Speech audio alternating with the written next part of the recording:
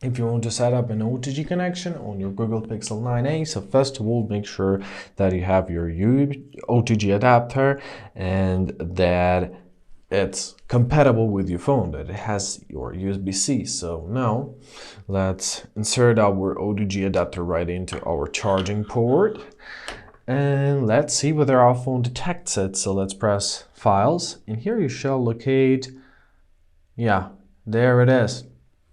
There is, in my case, it's called mass device. In your case, it may be called something else. Anyway, it's gonna be external storage. If it's not working, you can always format it and maybe it's work. And when you're done, you gotta tap on your mass storage, tap on the three dots.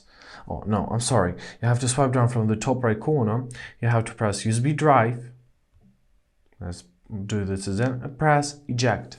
So now you can safely eject your USB adapter, your OTG adapter. It's basically kind of the same thing, and basically that's it. I hope this video was helpful. Thank you so much for watching. Have a great day, and please consider subscribing to our channel.